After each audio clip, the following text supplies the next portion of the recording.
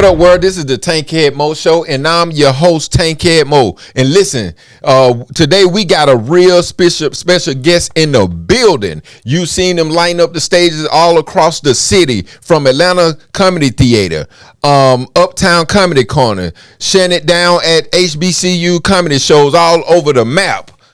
He's a killer on stage. He's a content creator that brings that funny. He's a man of God and a professional stepdad. Tankhead Moe family, help me welcome in the one, the only, the very funny stand-up comedian, Bishop Bish. Oh, sorry, hey, look, that name, BishopATL. BishopATL. Yeah, that nigga said Bishop. Somebody gonna disrespect me. Watch your mouth, nigga. You nigga can't talk. Yeah, but I'm gonna for sure. I gotta change that tag. Fuck that. Yeah, but appreciate it, man. Good to be here, man. They don't celebrate black men enough. Man. I clap for me all the time. Yeah, man. That professional stepdad is near and dear to me too. I love that lady kids way more than mine. Hey, man. Yeah. She's a good woman. I messed up with the first one, so I love hers. Yeah, man. That's what's up, man. Hey, before you get too far out there, man, I just want to let you know, man, Jesus loves you, man. You know Jesus loves you? That. Yes, sir. Well, say it back, nigga. Say Jesus love you too, all right, brother. thank you, bro. Thank you. Yeah, man. I appreciate that, man. Cool. Hey, man, that's love to love, man. I appreciate that, brother. Nothing wrong with that, man. Nah, I appreciate it, man. Yeah. So you made me, before I say this question, man, like we got to get in the habit of doing self-care, man, and not feel bad about it as men, man. So. Yeah, you got to put some lotion on your hand, too. Hey, man, no, I was just thinking. Yeah. He don't care about himself at all. This nigga hit nasty. Hey, man, I tried to hit a crack or two, man. Yeah, you ain't musty this time. So nah, man, I had a little tussy. Yeah. Boy, what you know about some tussie, Hey, boy? man, I screw that cap off. But my mama used to make, but that's hilarious. That's hilarious. Well, you better put that tussy on. Now, I want to say this too, man. I'm proud of you, man. Last time I seen you, you ain't have a job, so you made one. That's man, I appreciate it. That boy made the job. That boy, I appreciate it. Went from unemployed to self-employed. You're talented, boy. Yeah, I see you. Oh, man, I appreciate it. No, for sure. That's when I switched from tussy to baking soda. There you go. I don't know if that's a step up, but you did something. You definitely did something. Oh, man. Yeah, man, I can say this, man, and you probably don't remember, but I really appreciate you, man. I was first getting into comedy, and was at the spot on Camp Creek. Nigga, I remember. Yeah. That's fucked up. I said some fucked up shit. My bad, bro. No. I remember exactly what I said. It went messed up because it made me take it serious. Okay. Yeah. So, because it's something I always wanted to do when I was a kid, but, and then I got connected with the right people because I'm a writer and stuff like that, but at that point, I was just trying to be funny, just bullshitting, and take it serious. And what you said to me it made me want to go back and say, nah, let me make this stuff make sense. Yeah. Sometimes we take that first layer of funny, and if you go ahead and just reach a little bit further, it could be custom funny. Right. Like, we're going to make that kind of funny that you ain't heard nowhere else. Right. Like, you can get a little giggle, but to get that real laugh with somebody like, wait, that's really fun. You want to dig a little deeper, make it a little more personal. Right. Give them something they ain't heard before, man. Right. So I really appreciate you being authentic and just speaking your mind like, hey, man, we need to know more about that granddad, man. You too old to be. That's funny. Yeah. Them Long Islanders was talking, bro. Them Long Islanders was talking, bro. No, man. But I appreciate that. And that's where we need somebody to be honest in them times, because if not, we'll be out there bullshitting, taking it for granted, And after that, but I went home and got to the lab and made sure I was getting the proper training to do what I need to do to make sure I'm putting out good product from there on. So I appreciate it. So I don't know how you took it, but I took it good. Man, I appreciate that because it's funny. I didn't think you remembered that. And, And then for you to bring it up now, it's like, wait, I hope the nigga ain't mad. You know what I mean? I ain't mad. Nah, real stuff, man. I'm glad that you took it that way because it came from a real place. It came from. I don't really talk to everybody. So if I told you something, it's because I really, you know what I mean? Yeah, I appreciate that. I don't talk to everybody. I don't like people. Yeah, man. So as a stand-up comedian, man, let the people know how you got started in stand-up. Oh, it's funny you asked, bro. So I was probably I was in 4th grade. I don't know everybody, make it seem I've been doing comedy my whole life. Nah, for real, I got some real war wounds about this. So I'm on the school bus, and I used to get my kicks off of talking shit to everybody. You know what I mean? So I seen this girl. And kids when they roasting, they talking shit, it don't really make sense. Right. So I seen this girl, she had dandruff in her hair. I'm in the 4th grade, but she's in the 5th grade. But back then, girls were bigger than boys. Right. So I was real little talking crazy. So I stood up on the seat and I'm pointing in her hair and I'm like, girl, you got dandruff in your hair. It's snowing in your hair. And all I remember, bro, is getting up off the floor. My partner told me that girl hit me with a clarinet case, like right in my head on that damn bus. So yeah, I'm a comedian off of that. I got real war wounds about this laugh because everybody was laughing. I thought I was funny, but I don't remember that clarinet case, buddy. Shawty hit me. I ain't lying. And I got suspended off the bus. I ain't lying. That was crazy. That was crazy, but I meant it. I meant it. Oh man. The clarinet case, that's hilarious. I don't even remember that case. That good. Good. Oh man, like what was the moment you realized like I'm really funny, and this ain't just for my friends? When I realized that when I would take over rooms. So it's this thing where, so I got 2 best friends, Lip and Keith. They both of them named David, so I can't call them David and David. So Lip and Keith. And I remember when because of course I was class clown in school and stuff like that. But I remember at one point we would be out places and I had this thing where I would just talk to people and next thing you know, the whole room's listening to me and they're laughing. Right. And I look over at them and they'd be like, he doing it again. And I was like, he doing it again, like I'm autistic or some shit. But then I realized it's a gift, you know what I'm saying? Right. I took it for granted because I took it like just charisma and something to take into the workplace, maybe get me some pussy out for it, right? Right. But then after a while, I'm gonna be honest with you, when the pandemic came and I was like, because I just hit 40. And when I realized that, the clock is ticking, God was like, hey, if you don't go on up there, you're gonna lose it. Right. So I got up there and the rest is history, man. It's a trip because comedy is the only space I've ever been where every piece of my personality works. Right. Every piece of it. It's like I'm prepared for it. Right. I'm never shy about it, but at the same time, I'm very timely. And I think at my age when I started was perfect because if I'd have got up there younger, I probably would have come off like a youngin' trying to figure out who he was. But when I got up on stage at the time that I did, I knew who I was. Right. And it only got better from there. Right. Yeah. And that's why I ain't take it serious because I was older when I started, so I didn't take it serious what you saying. I just took it as like, hey, you need to get your shit together. I took it as a hazing. You know what I'm saying? And that's crazy because I don't be liking to think of myself as no hazer because I be really looking at them niggas like, who do you niggas think they is? So I don't want nobody to look at me like I'm no bully or nothing like that. But I'm going to be honest, you know what I mean? Right. Or I can not say nothing. So I think I went up after you too that time. So it was kind of like I had to. Yeah. Right. I don't ever take nothing bad when comedians that been in it long. I don't ever take it as anything bad because I be like, okay, let me just go back to the lab and Because I done seen people that have been doing it longer than me that and I hate to compare because I realized that if I compare, I might shoot myself short. Yeah. So it's like I've seen people that I thought could be funnier that have been doing it longer, and I've seen people that have been doing it shorter that are like very, very comfortable on stage, and you be like, wow, you got something that I wish I had. So time don't really matter. It's all about if you're ready when you get up there. Right. Yeah. Right. That's real talk. Yeah. This is what I want. I'm gonna say this. Tankhead ass. There you go. Yes, sir. Yeah. What I remember you doing like at Uptown Comedy Corner and doing the improv. Like what made you get started in doing improv? So shout out to comedian Big Play Ray. I don't know where he at, boy. Yeah. The scene definitely missed you, boy. Yeah. But he was somebody that he actually went to the same high school as me. So God put it on my heart to kind of reach out to him. And to be honest with you, one day I seen him at the gas station. So we started talking, and he kind of helped me with getting my first few mics, whatever. And then he kind of put it in my hand. He was like, "Hey, bro, improv is going to unlock you a little bit more," because he said he thought that I was overthinking comedy.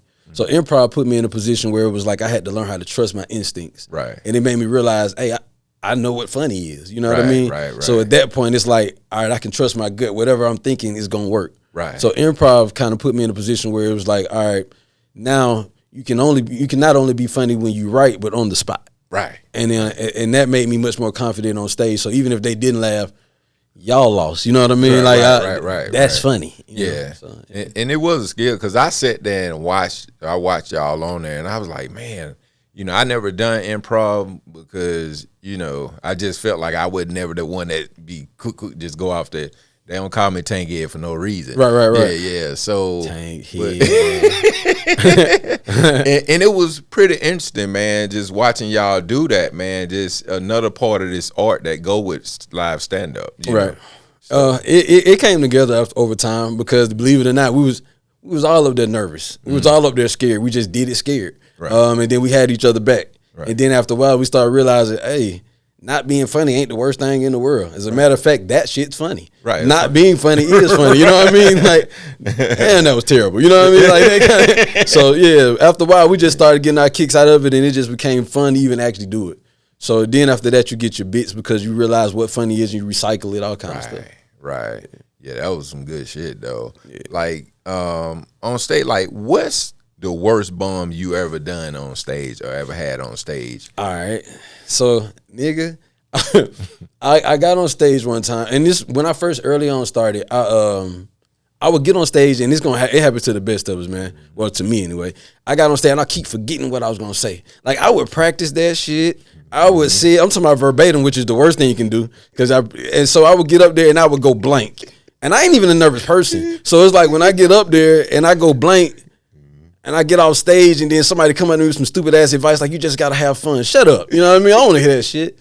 And then after that last time that I bumped, well, not the last time, that time specifically I'm talking about, I got off stage, I went outside, and I literally was looking into the open air, and I was like, fuck them people. Right. Fuck them people. I was like, I'd be damned if I let them scare me again. Right. That shit ain't happening. Like, I almost like Boys in the Hood when Trey was swinging at the air.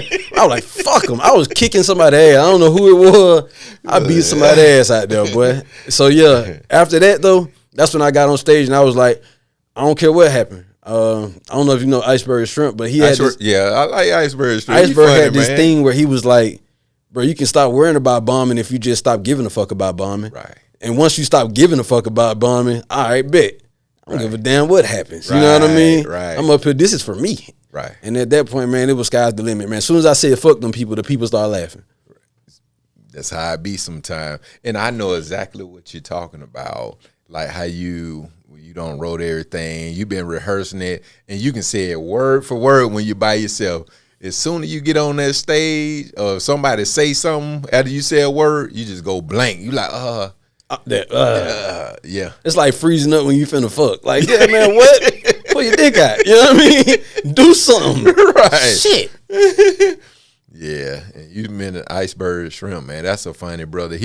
Iceberg remind me of that cool uncle, even though he young. Yeah. That cool uncle that sip on a little something and talk shit. Yeah. But he's real funny. I like Iceberg. Iceberg got an old soul. He got a different perspective on things, man. I always told Iceberg, bro, like, you're different. Stay that way. Right. Stay that way. Right. A lot of y'all do. That's like you got your own style, and stuff like that. And you are you. It's only one BishopATL. Mm-hmm. So that's a good thing, man. Like, what's something people think is easy about comedy that's actually hard? Getting on stage. Because to be honest with you, even though I know my jokes down pat, right, and I know what I'm gonna say, there's an uncertainty that goes into it. And for me, just speaking to being a man of God again, the way it works for me with doing comedy is I think about it, God puts it in the memory bank, and then when I get on stage, he says, say it right then and there. Right. I got to just trust him to say it. Plain. So, but before I go on that stage, my heart is beating. I'm nervous. I kind of don't want to do the shit. And then when I get up there, it's like, I'm ready. You know what I'm saying? Yeah, it's like a calm that comes over you. So it's like when you meant to do something, it ain't hard. It's just a lot of, I tell a lot of people, man, on the other side of fear is a whole lot of something. You just got to get past that being scared part. Right. Just do it scared. Fuck it. Right. What's going to happen? You just going to sweat a little bit. You know what I mean? Right. Yeah, you're right. And then at the end of it, like you said, you be like, man, that's all it was. You know, it ain't never bad as you thought. It ain't never bad as you thought. That's why we had to just go through the fire, man. Yeah. When God give us this opportunity, and we put here for a purpose and a reason why God chooses, you know, us as unique beings, you know, to be stand-up comedians. We're there to help heal people, you know, because comedians are like doctors. Real stand-up comedian, live stand-up is like, because we can stop people from suicidal things. We help with all kind of things, you know, mentally. I tell people all the time, what I like to think that I'm doing on stage is co-manufacturing happy with God. Right. God tells me to say it, I say it. You know what I'm saying? Now, if it's funny, you know, it's funny, but I promise you, like I said, I'm scared as hell saying it. You know what I mean? I'm up there hoping, you know what I mean? But I'm hoping in him, so it works out. Right. Let's say God put them angels around you. Man, I appreciate it. Yeah. I appreciate it, because if it was just me, I still might be swinging at the air outside. You know what I mean? Knocking the shit out of there, but I was pissed. All right. What's the difference between a HBCU crowd versus a regular comedy crowd? HBCU crowds don't care nothing about your feelings. Right. Matter of fact, and this is the funniest part about it. Getting booed ain't the worst thing in the world. I've never been booed, by the way, but I'm sure this is worse what I'm about to say. When you look at some black folks and they start scrolling on their damn phone and trying not to make eye contact, you be like, please boo me. Please, boo me, please. That scrolling shit is disrespectful. You be like, I'll knock your shit out your hand. So yeah, they don't care. And you got a small window to be funny. Right. So it's like, and usually, and just the tip for anybody, just speak to what everybody sees. You know what I mean? Like if it's something that we all see, then speak on it. Yes, he has a big ass head. You know what I mean? Right. Usually that'll get him. You know what I mean? Like, so it's just speak to the obvious, because a lot of black folks just want to see relatable material. And other than that, man, you just got to be yourself. Yeah. Because people can tell when you're not being yourself. And honesty wins. Yeah. Honesty wins. And I love to do a show at a HBCU. Like my daughter, shout out to my daughter, she go to Tuskegee. Okay. Yeah. I went to Fort Valley for a minute. I left because the teacher wasn't coming to class. That shit was pissing me off. Like, I'm finna lie on my resume. It's the same thing, you know what I mean? Like, the fuck? That shit was pitiful. I was like, I'm not coming back for this. I'm going in debt for this insubordinate shit. Like, my bad. Yeah. They pay a lot, too. Like, when Say, we was like, let's go back, because I think a lot of people, like, how I want to say this, I'm talking about God. How God, you was talking about how God give you certain things to say on stage, and you know, to bring things out, because basically, you know, we ask God to use us to do His will, right? And how, like, I'm trying to get to this. We ask God for us to do His will, and then when God tell you, when you on stage, how do you put it out? Like, so the way that I make sure, it's before I get on stage. Okay. For me, it's a lot. So I pray, and the specific prayer is, I thank you, Lord, for aligning my thoughts and for guiding my thoughts and aligning my words with timing authentic to you. Right. And it's just that simple. And after that, you just gotta say what's on your mind. He brings the sun up so he can help you on stage. You know what I mean? It's not that big a deal for him. So it's just all about trusting him, and you know, once you get scared enough, you'll trust something. Right. Hopefully it's him and not just your own instinct. So I talk to him before it happens, and then after it happens, it's just a whole lot of being thankful that he used me in that moment. And also I realized that God is hilarious. Oh yeah. Like, and I'm talking about ruthlessly funny. Like, God done told a joke about me through me. And, you know what I'm saying? And it's like, all right, I see what you did. Stop. You know what I'm saying? Right. Like, that was funny but kind of scary. You know what I mean? So it's it can happen that way, bro. Because we are a part of God. Yes. So so I like you say, through you, You know, yeah. That's the part that he relates to is the most about us. The God in us. Right. Everything else he can't stand. But the God in us, he loves. So if you could just show him the God in you, he'll show you more of the God in you. So yeah. Right. Like, what is the rudest crowd you ever performed in front of? The rudest crowd? The rudest crowd. Probably at either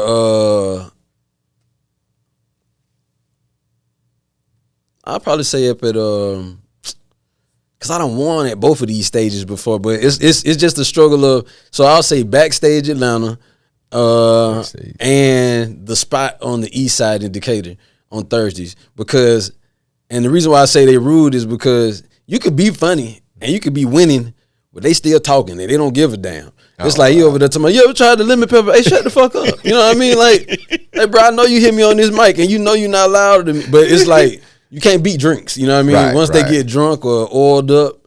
And I've also had people that come out and just try to heckle and stuff like that. And I got to let them know, you can't get louder than this mic. Like, don't play yourself. I promise you I won't lose. Right. But, yeah, I'll see those two spots. But I've also had success in those two spots. So I don't want to make it seem like it's something I shy away from.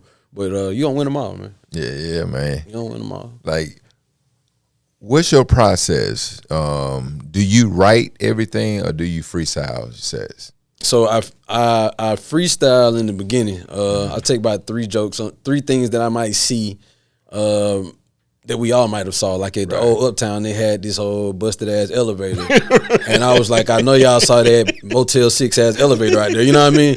Or I might talk about the backdrop and how this Fox 5 backdrop, this shit looks like they finna talk about the weather. Or, it's like you just talk about the obvious, and then after that, the jokes are mastered at that point. But the way I write jokes is I write backwards. And what I mean by that is, if we're talking and I say something authentically funny that makes you crack up, that's going to get used. Right. And then at that point, I use my creativity to structure backwards. So that's the punchline. Okay. And now I'm just structuring backwards to the point to where at the end of it, it's the beginning of the joke, if that makes sense. Right. I'm picking up what you putting down. Yeah. So yeah. This is so. Just for content, I got this one joke that I made about what God helped me make, where I was speaking to church getting weird. Well, the original joke was how these churches getting out of hand, and I would think I might go to a church where they got lemon pepper body of Christ. You know what I mean? Like, and then at that point, all right, lemon pepper body of Christ is the punchline. Now I'm working backwards. Now the usher sitting me at the bar. That's crazy. Now I'm gonna work a little bit further backwards. Now they got a pastor called Pastor Pray About It. Like now I'm just working backwards all the way up to lemon pepper body of Christ. Right. Because you got to have the payoff. So it's just like that. Right. I write backwards. Right. Like me, you visualize. I always visualize creating jokes. What's that called? The Comedy Central. I love jokes where you can tell a joke and they have somebody acting the joke out. Man, I love that's the way style I try to write in. And I'm a fan of comedy too, right? So first, to be honest with you, like even if somebody's not funny, the fact that they're trying is, like I say, hilarious to me. So I can see something that's not just slap dead hilarious, but find the humor in it. So that alone allows me to be able to, I think, creatively write a little better because I could be my own audience versus just being my own. I'm not a fan of myself. I can just be an audience of myself, if that makes sense. Yeah. Like, what's one joke you'll never tell again? Again? Yeah. I say because it got you in trouble or? Nah, well, I won't. Okay, it's no joke that I won't tell again because I get my rocks off talking shit to people. So it's like, but I won't. All right. The joke about shit, you starting shit. Yeah, that man started shit. He said, "What's gonna cause a problem in your life?" This question, nigga. Joke that I'll never tell again. A joke that wasn't funny. But I'll say the joke I had about my baby mama. It was a joke where I was just basically poking fun at the fact that we didn't work. I ain't going too far into that. Cause me and we in a good place and I love my daughter. Right. And you ain't with me all the time, nigga. Right. Yeah. So you laughing don't help. Yeah. Can't rewind that shit. Oh man, it sound like we the same people or something. Yeah, probably. Black men live the same life. It's just different times. I had a joke about my ex, my daughter mom. And I stopped it because I was like, I stopped it because I respect her, right, and I love my daughter. And this nigga be starting shit like that's what you ain't shit, bro. It's Tankhead ass. Tankhead ass. Oh man. Oh, like what one city that you performed in was just plain old out, just rude, like one of the baddest crowds? Decatur? I don't want to say why, but yeah, that's the answer to your question. Decatur? Yeah, Decatur. Yeah, 3 times. Decatur. Yeah. But yeah, you know, shout out to the East Side, man. Ain't no love lost. It's just, you know, y'all got a problem down there a little bit. Yeah. All right. How did performing at spots like Atlanta Comedy Theater, you know, underground, I say underground, like shape your style? It really wasn't so much there. So when you start going to comedy clubs and settings and venues that are curated for comedy, right? If you haven't been doing the rooms that aren't, then it's going to be hard. Right. Because when I went to Atlanta Comedy Theater or the Uptown, at that point, I had already been to bar and grills where I had to fight against the game being on, and this nigga in here with a woman he ain't supposed to be with, and you know, I had to fight all the elements, and they turned around and started laughing. So now I can make anybody turn around. I just throw this shit against the wall, and they start laughing. So when I go into a comedy club and now it's set up for it, oh shit, I'm getting my flowers now. Right. Now I'm starting to see the benefit, well, the fruits of my labor. Mm-hmm. So now I'm starting to see that every little thing that I thought wasn't funny in there because they weren't paying attention, now it's like nonstop laughter because now they're starting to see the art that I put into the writing. Right. Versus when I'm over there, only thing they hear is I say that girl pussy smell like a bus stop. Right. They don't necessarily hear the lead up. Yeah, it makes a difference. Like we always talk about the art of stand up. Because bars is different from real comedy clubs, and if you want to make money, you definitely got to get into real comedy clubs. And bars are good for certain things, but when you got to go out here, because people want to see the art. When they start spending real money on you, they but the bars, I think, build your craft to the point where you go in there and now they're really getting to see what they want. Versus if you go to just comedy clubs and they're laughing at these meme level ass jokes. Right. Nah. You need to go in the bar and grill where this nigga came for the wings and he don't give a fuck about you talking through this Bluetooth speaker. He don't give a fuck about you. He wants you to hurry up. Right. So it's like once you can fight through, I really don't like this nigga just because he up there right now, and you can make this man say, you know what, bro, keep doing what you're doing, or where can I find you and see you again? Right. All right, but now I got something. Right. But if I just go straight to the comedy club and they just want to take pictures because they see you on social media, 9 times out of 10, you go in that bar and grill, them folks going to start talking to you. Yeah. It's different. It's very different. It's different. But you have to do those rooms, right? Because it makes you have that thick skin to where even if they don't laugh initially, you stay with your thought because now you know it's funny regardless. Right. But if you've never been through that before, you had to have thick skin enough to make this shit work. When you get over there and they don't laugh, you stop when you really had something. Right. Yeah, right. So. And that one thing the bar helped me with, I learned how to. Regardless of hearing all the click clacking and plates and clean, bitch, fuck you, you know, everything. I learned how to. That's why. I said, bitch, fuck you. Talking to you? No, talking to somebody else in the thing. Yeah. Fights, you just keep going. Yeah. I learned because I was like, man, that really helped me. That I was able to still go on with my joke regardless of what's going on, and that's a part of how you kind of train yourself to be professional. Yes. You know, because even if things ain't working out in your favor, I mean, just to the point of any promoter, if things ain't working out in your favor, you better stay your ass up there and do what you're supposed to do. Right. Because that's what they pay you for. Right. And if you get your ass from up there, you probably won't see your money, or it'll follow you. You know what I'm saying? Right. So then at that point, you got a reputation for running off stage, and that ain't professional. Right. Yeah, that's the thing. And because people had to learn the business part of being a stand-up comedian as well. So it's about being professional at all times. Mm-hmm. Yeah, and giving the people your best. Don't let them see you sweat, man. Like you literally got to be. I'm smiling, but it's fuck all of y'all. You know what I'm saying? It literally has to be that mentality. Like I came in here to win. Yeah, and you gonna cooperate, or I'm gonna be up here. Yeah, and I want to ask, what's harder? Making people laugh in real life or going viral online? Going viral online because everybody get to hide behind, well, everybody has the same opinion online. Mm-hmm. So at that point, it's like, how do I follow these guidelines to make this funny versus in real life, what's really funny is the error. Right. The fact that I fucked up a little bit. Yeah, I'm cussing everybody out, but I tripped over this chair. Like that's fun. But you know what I'm saying? But when you online and you get to see people that have fake identities and not even truly themselves, they're just online.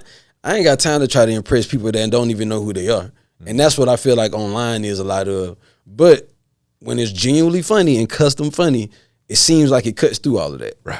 So you just got to be yourself regardless, man. And if it don't hit, know it's gonna hit. Right. Regardless. Yeah. Right. You talk about being a professional stepdad. Yeah. Yeah. Ask your mama. Yeah, don't ask me a damn thing. Well, she'll be here in a minute. Ask your motherfucker. Man, look, that's how I really got, Mr. Bishop, all of that. Yeah. Ask your mama. Yeah, hear her up, man. Yeah, get the hell away. Hey, bro, I won't let them hurt themselves. Yeah, go over here. What you want to watch? Chicken nugget? You want chicken nugget? But other than that, man, no. Man, that'd be funny. You have a stand-up collab and put Sam the Hitman on there. Yeah. Shut up. Yeah. You ain't my. Yeah. Hey, man. Yeah. I'll be honest with you, man. I be poking fun at the fact because I think black fathers are necessary, bro. Almost. I'm talking about even the fucked up daddies. Yeah. Like, bro, just be there and be fucked up. They'll look up to you, believe it or not, because the kids just want something to look up to. Even your drunk ass on the couch. Right. So it's like, but if you ain't there, then at that point, so now they look up to this drunk ass nigga they mama dating. Right. But to have somebody present, I guess, is the message. So it's about just making sure that black men know that they're important. So I'm poking fun at the fact that you kind of like don't qualify for the job, but you got it, nigga. Right. You know what I mean? Right. So take it serious because eventually you might be in a joke of a kid that grow up to be a comedian. You just, you know what I'm saying? So thank you. Yeah. You just, Thank you, because my dad ain't shit. You know what I'm saying? Like he wasn't there at all. Like he don't had the lady calling us to my he ain't shitted and pissed in 10 days. We like, oh, okay. See what I'm saying? That same energy get revisited. Right. Hurt people. Yeah, we don't know the niggas. Yeah, we know he's calling us for. She like, oh, I thought he was in y'all life. No, ma'am. No. So that's your problem. Yeah. No. It's. And plus, when you get to be an older man, and I think it's important that men look down the line because we can do what we want to, right? As men, you can get over here and make you a family and be the biggest fuck nigga in the world. Right. And nobody say nothing because you running your household. Right. But when you get to be an older man, you're going to be living off the love that you showed when you were younger. Sure will. So if your ass ain't showing no love to nobody, when you get old, you're going to be looking for somebody to help you. You're just going to be sitting there stinking. That's right. So you got to really think about this stuff, man. So I just be throwing stuff out there because, as you can see, I'm getting there myself. And I want to make sure that I show that love so I know I can count on somebody looking out for me. Right. For real. And it ain't just selfish, but that's just how it works. Right. Drink some moringa, nigga. Yeah. Water too. Yeah. Hydrate. Right. All right, man. So, we had fun chopping it up, but this is the part where we're going to turn up the heat. Okay. This is the Tankhead hot seat. I'm a black nigga. I'm going to ask you, right, man. I'm going to ask you a few questions, man. Are you ready? Yeah. All right. The most overrated comedian you've seen perform? Keep it real. Overrated. It's not, but I'm gonna ask me to hate. Most overrated I've seen. Mm-hmm. It's hard for me to answer that, bro. And the reason why I say that is because even when they shitty, I think it's funny that they shitty. Right. So it's like it's hard for me to I'll be like, get back up there and do that again. I'll give it to you like this. This is my general answer. Just internet comedians, period. If like your internet sensations that get their names off of controversy, but don't necessarily really take the crap serious. And they get in the comedy clubs, and now they got people in there mad that they done sold the place out just to disappoint people. Right. So those people. So it won't be anybody specifically, but those. Right. Crowd work or written jokes? Both. Because it's all an art form that makes them think that it's crowd work. If you work on your jokes enough, you'll know how to freestyle it in a fashion that make it sound like I thought of it right then. Right. And then the crowd work brings them into that space. So it all sounds like, hey man, this guy's funny. No, I just practiced this a lot. Right. So it's all necessary. Booed or ignored? As long as you don't scroll your damn phone. But ignore it is worse. Ignore it is worse. Look at me and I can get you back. But if you ignoring me, I got damn to throw the mic, Yeah. 5 minutes or 30-minute sets? I like 30 minutes, but the thing is though, I don't take lightly when you start doing longer time. And it's because I don't like the thought of having 5 strong minutes and then 25 minutes of like you want to actually have your funny lined up to where you probably have a slow 2 minutes. But other than that, it's nonstop funny. If not, you shouldn't do 30 minutes. Right. Yeah. What's more important, being funny or being consistent? I'm gonna be honest with you. Consistent. Because consistent brings about the funny. Because that's one thing I had to learn. When I first got up there, I knew what funny was, but it just wasn't coming out just yet. And being consistent made me realize, all right, how can I get the funny out more? Right. Plus, I've seen comedians that, and I let the crowd judge, they're not as funny, but they're so consistent. When you see them, you be like, my nigga up here today. You know what I'm saying? so right. Hey man, I respect the fact you keep coming back for these tomatoes. Like he keep coming back for these boo. You're a brave nigga. Like, do you not hear this shit? Yeah. So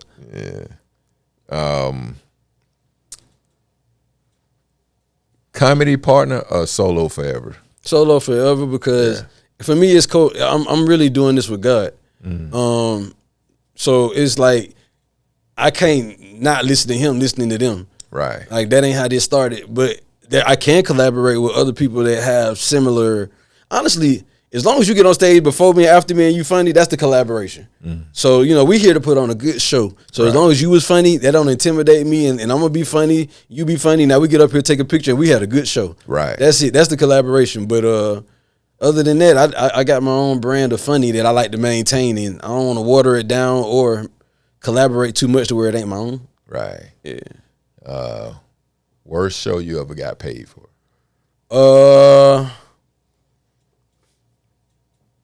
The one that they paid me late for.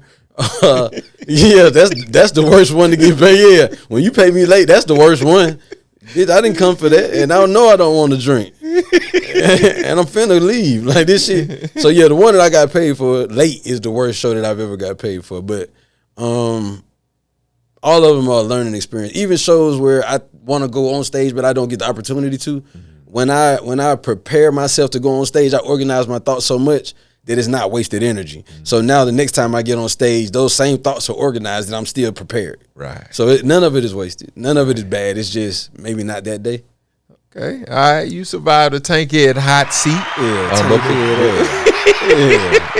Before we get out here, let the people know where they can find you, social media, shows, anything you got coming up, all that good stuff. Yeah, so y'all can find me on Instagram, BishopATL770, BishopATL770. Hit that follow button because I read with my fingers sometimes, and the shit get hard for me. So, yeah.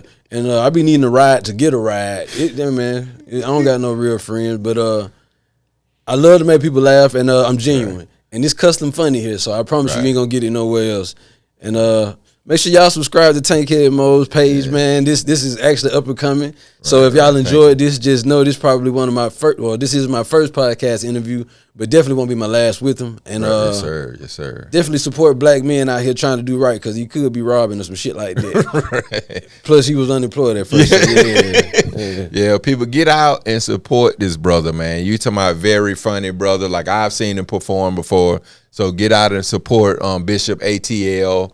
Like he said, go follow him on his page because he read with his finger, you know. Right. Word for word. Yeah, but see, these are comedians that y'all don't get to see. So everybody get to know, like, we got comedians out here that's not, you know, that y'all don't get to see. So get out here and support these comedians. Please. Live stand-up comedy, people. I'm trying to get off this forklift. Yeah. Yeah, so it's about the truth, the jokes, the Tankhead way. Peace. If you like this episode, please comment, like, share, and subscribe.